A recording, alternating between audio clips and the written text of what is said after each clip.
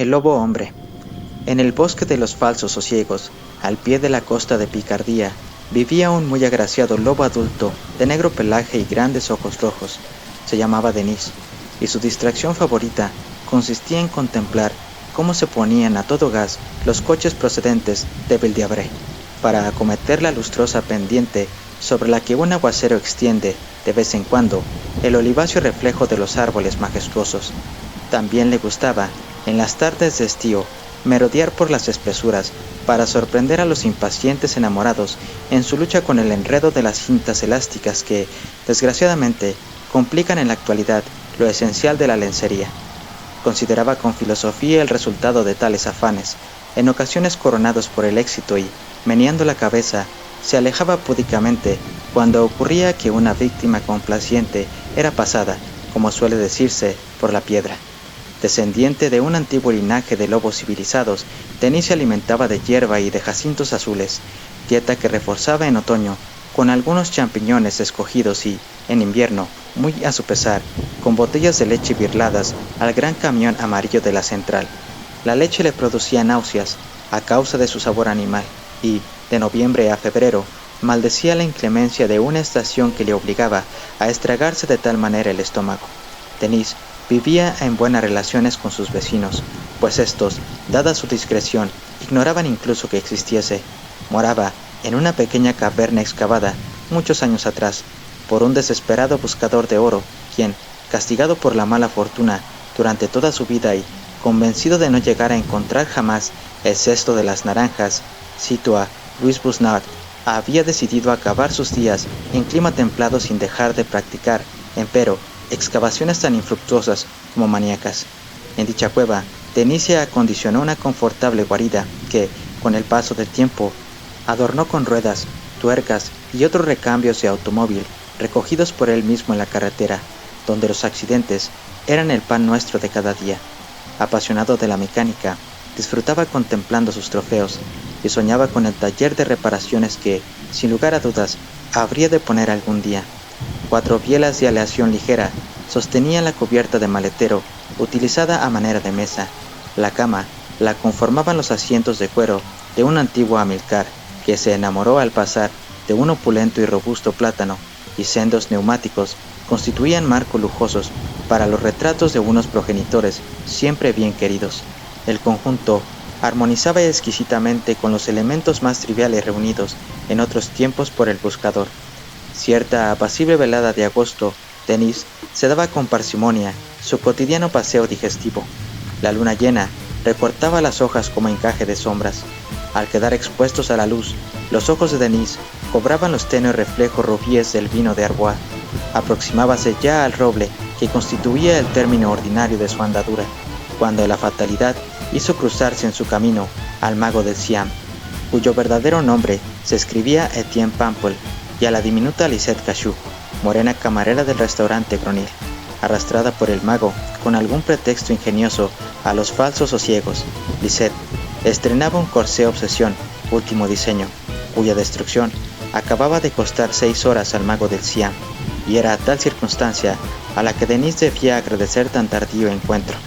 Por desgracia para este último, la situación era en extremo desfavorable. Medianoche en punto, el mago del Siam con los nervios de punta y, dándose en abundancia por los alrededores, la consuelda, el licopodio y el conejo albo que, desde hace poco, acompañan inevitablemente los fenómenos de licantropía, o mejor dicho, de antropolicandria, como tendremos ocasión de leer en las páginas que siguen. Enfurecido por la aparición de Denis que, sin embargo, se alejaba ya tan discreto como siempre, barbotando una excusa y desencantado también de Lisette, por cuya culpa conservaba un exceso de energía que pedía a gritos ser descargada de una u otra manera, el mago del Siam se abalanzó sobre la inocente bestia, mordiéndole cruelmente el codillo. Con un gañido de angustia, Denis escapó a galope. De regreso a su guarida, se sintió vencido por una fatiga fuera de lo común, y quedó sumido en un sueño muy pesado, entrecortado por turbulentas pesadillas. No obstante, poco a poco fue olvidando el incidente, y los días volvieron a pasar tan idénticos como diversos. El otoño se acercaba y, con él, las mareas de septiembre, que producen el curioso efecto de arrebolar las hojas de los árboles.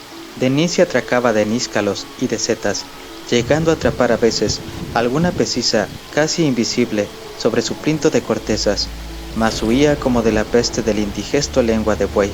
Los bosques, a la sazón, se vaciaban a muy temprana hora de paseantes y Denis se acostaba más temprano. Sin embargo, no por eso descansaba mejor, y en la agonía de noches entreveradas de pesadillas se despertaba con la boca pastosa y los miembros agarrotados. Incluso sentía menguar paulatinamente su pasión por la mecánica, y el mediodía le sorprendía cada vez con más frecuencia, amodorrado y sujetando con una zarpa inerte el trapo con el que debía haber lustrado una pieza de latón cardenillo. Su reposo se hacía cada vez más desasosegado, y a Denis le preocupaba no descubrir las razones. Tiritando de fiebre y sobrecogido por una intensa sensación de frío, en mitad de la noche de luna llena, despertó brutalmente de su sueño. Se frotó los ojos, quedó sorprendido del extraño efecto que sintió y, a tientas, buscó una luz. Tan pronto como hubo conectado el soberbio faro que le legase algunos meses atrás un enloquecido Mercedes, el deslumbrante resplandor del aparato iluminó los recovecos de la caverna. Titubeante, avanzó hacia el retrovisor que tenía instalado justo encima de la coqueta, y si ya le había asombrado darse cuenta de que estaba de pie sobre las patas traseras, aún quedó más maravillado cuando sus ojos se posaron sobre la imagen reflejada en el espejo. En la pequeña y circular superficie le hacía frente en efecto un extravagante y blancuzco rostro por completo desprovisto de pelaje, y en el que solo dos llamativos ojos rufos recordaban su anterior apariencia. Dejando escapar un breve grito inarticulado, se miró el cuerpo y al instante comprendió la causa de aquel frío sobrecogedor que le atenazaba por todas partes. Su abundante pelambrera negra había desaparecido. Bajo sus ojos se alargaba el malformado cuerpo de uno de estos humanos de cuya impericia amatoria solía con tanta frecuencia burlarse. Resultaba forzoso moverse con presteza. Denis se abalanzó hacia el baúl atiborrado de las más diferentes ropas, reunidas según el caprichoso azar de la sucesión de los accidentes. El instinto le hizo escoger un traje gris con rayitas blancas, de aspecto bastante distinguido, con el cual combinó una camisa lisa de tono tallo de rosa y una corbata burdeos. Cuando estuvo cubierto con tal indumentaria, admirado todavía de poder conservar un equilibrio que en absoluto comprendía, empezó a sentirse mejor, y los dientes cesaron de castañetearle. Fue entonces cuando su extraviada mirada vino a fijarse en el irregular y espeso montoncillo de negra pelambrera esparcido alrededor de su lecho, y no pudo impedir llorar su perdida apariencia. Hizo, empero, un violento esfuerzo de voluntad para serenarse e intentó explicarse el fenómeno. Sus lecturas le habían enseñado muchas cosas, y el asunto acabó por parecerle diáfano. El mago del Siam debía ser un hombre lobo, y él, Denis, mordido por la alimaña, acababa de convertirse recíprocamente en ser humano. Ante la idea de que debía disponerse a vivir en un mundo desconocido, en un primer momento se sintió presa de pánico. ¿Qué peligros no habría de correr como hombre entre los humanos? La evocación de las estériles competiciones a que se entregaban día y noche los conductores en tránsito de la Côte de Picardie le anticipaba simbólicamente la atroz existencia a la que de buena o mala gana sería preciso adaptarse, pero luego reflexionó. Según todas las apariencias, y si los libros no mentían, la transformación habría de ser de duración limitada, y en tal caso, ¿por qué no aprovecharla para hacer una incursión a la ciudad? Llegados a este punto, preciso es reconocer que determinadas escenas entrevistas en el bosque se reprodujeron en la imaginación del lobo, sin provocar en él las mismas reacciones que antes. Al contrario, se sorprendió incluso pasándose la lengua por los labios, cosa que le permitió constatar de paso que, a pesar de la metamorfosis, seguía siendo tan puntiaguda como siempre. Volvió al retrovisor para contemplarse más de cerca. Sus rasgos no le disgustaron tanto como había temido. Al abrir la boca, pudo constatar que su paladar seguía siendo de un negro llamativo. Y, por otro lado, que también conservaba incólume el control de sus orejas, tal vez una pizca sospechosas por ser en exceso alargadas y pilosas, mas consideró que el rostro que se reflejaba en el pequeño y esférico espejo, con su forma oval, un algo prolongada, su pigmentación mate y sus blancos dientes, haría un papel aceptable entre los que conocía, así que, después de todo, lo mejor sería sacar partido de lo inevitable y aprender algo de provecho para el porvenir. Consideración, no obstante, la cual, un ramalazo de prudencia, le obligó antes de salir a hacerse con unas gafas oscuras que, en caso de necesidad, atemperarían la rojiza brillantez de sus cristalinos. Proveyóse a sí mismo de un impermeable que se echó al brazo y ganó la puerta con paso decidido. Pocos instantes después, cargado con una maleta ligera y olfateando una brisa matinal que parecía singularmente desprovista de fragancia, se encontraba en la cuneta de la carretera, alargando el pulgar sin complejo alguno al primer automóvil que divisó en lontananza. Había decidido ir en dirección a París, aconsejado por la experiencia cotidiana de que los coches rara vez se detienen al empezar la cuesta arriba y sí, en cambio, cuesta abajo, cuando la gravedad les permite volver a arrancar con facilidad. Su elegante aspecto le reportó ser rápidamente aceptado como acompañante por una persona con no demasiada prisa, y confortablemente, acomodado a la derecha del conductor, se dispuso a abrir sus ardientes ojos a todo lo desconocido del vasto mundo. 20 minutos más tarde, se apeaba en la plaza de la ópera. El tiempo estaba despejado y fresco, y la circulación se mantenía dentro de los límites de lo decente. Denis se lanzó osadamente entre los tachones del asfalto y, tomando el bulevar, caminó en dirección al Hotel Scribe, en el que alquiló una habitación con cuarto de baño y salón. Dejó su maleta al cuidado de la servidumbre y salió acto seguido a comprar una bicicleta. La mañana se le fue en un abrir y cerrar de ojos. Fascinado, no sabía bien hacia dónde pedalear. En el fondo de su yo, experimentaba sin lugar a dudas el íntimo y oculto deseo de buscar un lobo para morderle, pero pensaba que no le resultaría demasiado fácil encontrar una víctima y, por otro lado, quería evitar dejarse influenciar en demasía por el contenido de los tratados. No ignoraba en absoluto que, con un poco de suerte, no le sería imposible acercarse a los animales del jardín de Esplantes, pero prefirió reservar la posibilidad para un momento de mayor apremio. La flamante bicicleta absorbía en aquel momento toda su atención. Aquel artilugio aniquilado le encandilaba y, por otra parte, no dejaría de serle útil a la hora de regresar a su guarida. A mediodía, estacionó la máquina delante del hotel, ante la mirada un tanto reticente del portero, pero su elegancia, y sobre todo aquellos ojos que semejaban carbúnculos, parecían privar a la gente de la capacidad de hacerle el más mínimo reproche. Con el corazón exultante de alegría, se entretuvo en la búsqueda de un restaurante. Finalmente, eligió uno tan discreto como de buena pinta. Las aglomeraciones le impresionaban todavía, y a pesar de la amplitud de su cultura general, temía que sus maneras pudiesen evidenciar un ligero provincianismo. Por eso pidió un sitio apartado y diligencia en el servicio. Pero lo que Denis ignoraba era que precisamente en ese lugar de tan sosegado aspecto se celebraba, justo aquel día, la reunión mensual de los aficionados al pez de agua dulce ramboiletiano. Cuando estaba a medio comer, vio irrumpir de repente una comitiva de caballeros de resplandeciente tez y joviales maneras que, en un abrir y cerrar de ojos, ocuparon 7 mesas de 4 cubiertos cada una. Ante tan súbita invasión, Denis frunció el ceño, mas, como se temía, el maestro acabó por acercarse cortésmente a la suya.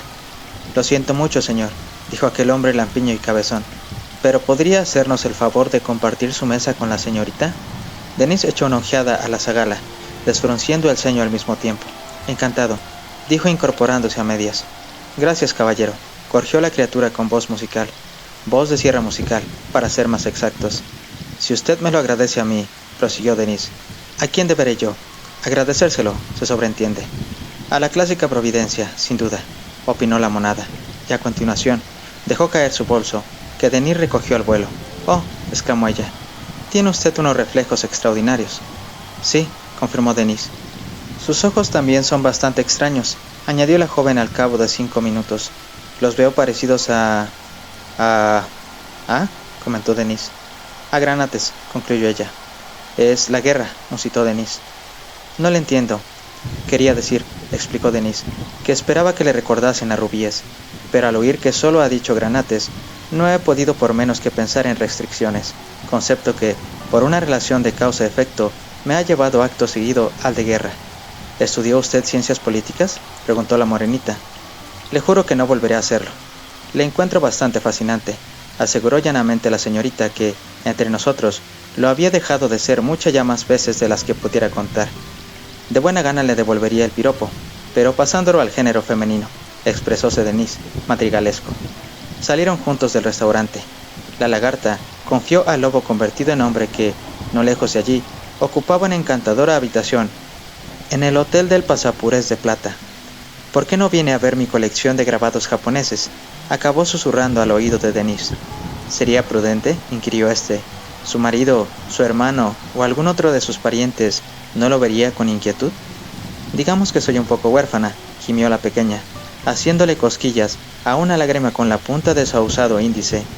Una verdadera lástima, comentó cortésmente su distinguido acompañante. Al llegar al hotel, creyó darse cuenta de que el recepcionista parecía llamativamente distraído. También constató que tanta felpa roja, amortiguante, hacía diferir notablemente ese establecimiento de aquel otro en el que él se había alojado. Pero en la escalera se distrajo contemplando primero las medias y luego las pantorrillas, inmediatamente adyacentes de la señorita. En el afán de instruirse, la dejó tomar hasta 6 escalones de ventaja, y una vez que se creyó bastante instruido, apretó nuevamente el paso. Por lo que tenía de cómica, la idea de fornicar con una mujer no dejaba de chocarle, pero la evocación de falsos sosiegos hizo desaparecer finalmente aquel elemento retardatario, y muy pronto se encontró en condiciones de poner en práctica con el tacto los conocimientos que en el añorado bosque le entraran por la vista. Llegados a determinado punto plugo a la hermosa a reconocerse a gritos, satisfecha, y el artificio de tales afirmaciones, mediante las cuales aseguraba haber llegado a la cúspide, pasó inadvertido al entendimiento poco experimentado en ese terreno del bueno de Denis. Apenas si comenzaba éste a salir de una especie de coma bastante distinto de todo cuanto hubiese conocido hasta entonces, cuando oyó sonar el despertador. Sofocado y pálido, se incorporó a medias en el lecho y quedó boquiabierto, viendo cómo su compañera, con el culo al aire, dicho sea con todo respeto, registraba con diligencia el bolsillo interior de su americana. ¿Desea una foto mía?, dijo sin pensarlo 2 veces, creyendo haber comprendido. Se sintió halagado, pero, por el sobresalto que empinó la bipartita semiesfera que ante sus narices tenía, al instante se dio cuenta del inmenso horror de tan aventurada suposición. Sí, querido mío, acabó por decir la dulce ninfa, sin saber muy bien si se le estaba o no tomando la cabellera. Denis volvió a fruncir el ceño, se levantó y fue a comprobar el contenido de su cartera. Así que es usted una de esas hembras cuyas indecencias pueden leerse en la literatura del señor Mauriac, explotó finalmente. Una prostituta, por decirlo de algún modo. Se disponía ella a replicar, y en qué tono, que se cagaba en tal y en cual, que se le montaba con su cuerpo serrano, y que no acostumbraba a tirarse a los pasmados por el gusto de hacerlo, cuando un cegador destello, procedente de los ojos del lobo antropomorfizado, le hizo tragarse todos y cada uno de los proyectados exabruptos. De las órbitas de Denis emanaban en efecto 2 incesantes centellas rojas que, cebándose en los globos oculares de la morenita, la sumieron en muy curiosa confusión. Haga el favor de cubrirse y de largarse en el acto, sugirió Denis, y para aumentar el efecto, tuvo la inesperada idea de lanzar un aullido. Hasta entonces, nunca semejante inspiración se le había pasado por las mientes, mas, a pesar de tal falta de experiencia, la cosa resonó de manera sobrecogedora. Aterrorizada, la damisela se vistió sin decir ni pío, en menos tiempo del que necesita un reloj de péndulo para dar las 12 campanadas. Una vez solo, Denis se echó a reír. Se sentía asaltado por una viciosa sensación bastante excitante. Debe ser el sabor de la venganza, aventuró en voz alta. Volvió a poner donde correspondía cada uno de sus avíos. Se lavó donde más lo necesitaba y salió a la calle. Había caído la noche. El bulevar resplandecía de manera maravillosa. No había caminado ni 2 metros cuando 3 individuos se le acercaron, vestidos un poco llamativamente, con ternos demasiado claros, sombreros demasiado nuevos y zapatos demasiado lustrados. Lo cercaron. ¿Podemos hablar con usted?, dijo el más delgado de todos, un aceitunado de recortado bigotillo. ¿De qué?, se asombró Denis. No te hagas el tonto, profirió uno de los otros 2, coloradote y grueso. Entremos ahí, propuso el aceitunado, según pasaban por delante de un bar. Lleno de curiosidad, Denis entró. Hasta aquel momento, la aventura le parecía interesante. ¿Saben jugar al bridge?, preguntó a sus acompañantes. Pronto vas a necesitar uno, sentenció el grueso coloradote, sombríamente. Parecía irritado. Querido amigo, dijo al aceitunado, una vez que hubieron tomado asiento, acaba usted de comportarse de una manera muy poco correcta con una jovencita. Denis comenzó a reír, a mandíbula batiente. «Le hace gracia al muy rufián», observó el colorado. «Ya veréis cómo dentro de poco le hace menos». «Da la casualidad», prosiguió el flaco, «de que los intereses de esa muchacha son también los nuestros». Denis comprendió de repente. «Ahora entiendo», dijo. «Ustedes son sus chulos». Los tres se levantaron, como movidos por un resorte. «No nos busques las vueltas», amenazó el más grueso. Denis los contemplaba.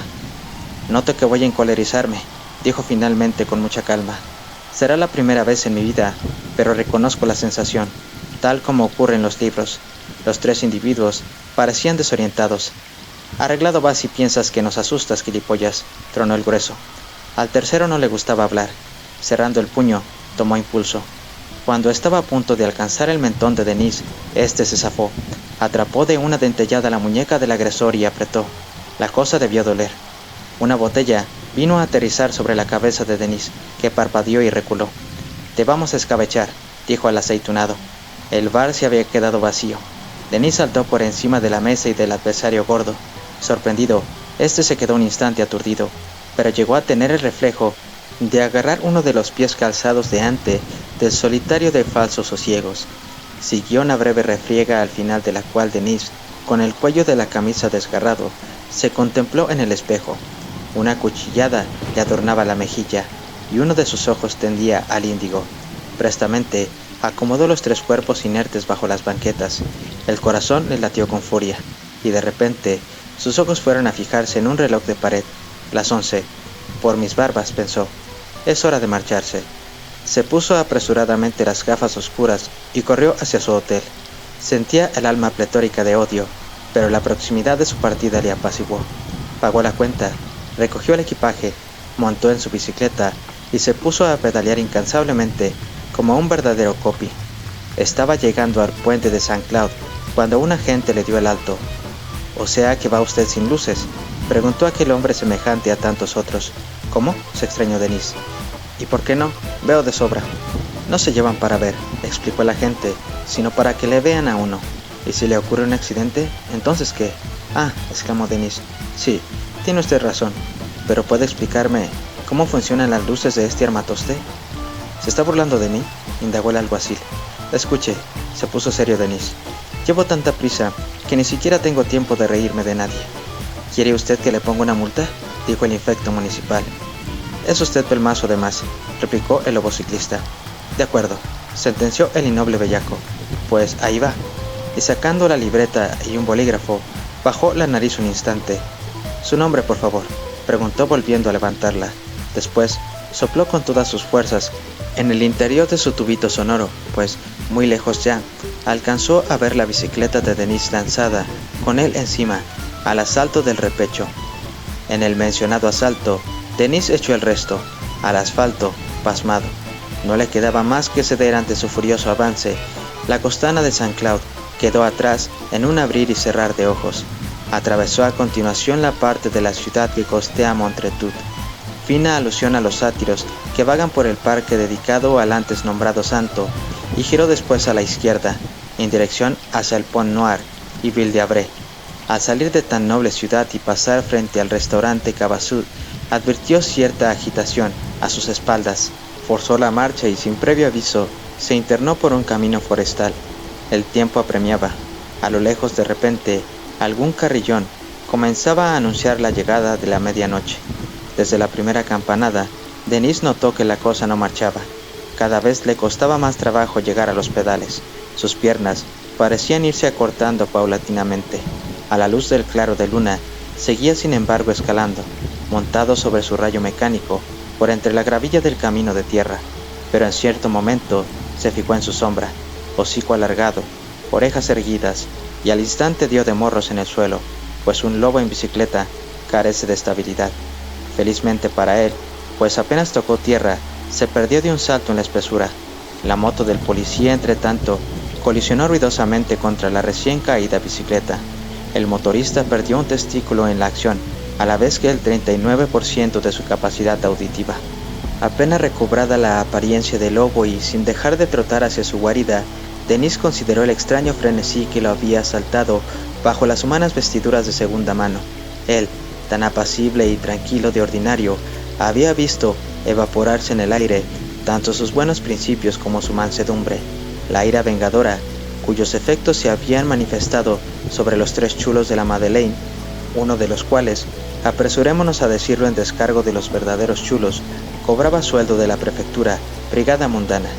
Le parecía a la vez inimaginable y fascinante. Meneó la cabeza. Qué mala suerte la mordedura del mago del Cian. Felizmente, pensó no obstante, la penosa transformación habría de limitarse a los días de plenilunio, pero no dejaba de sentir sus secuelas, y esa cólera latente, ese deseo de venganza, no dejaban de inquietarlo.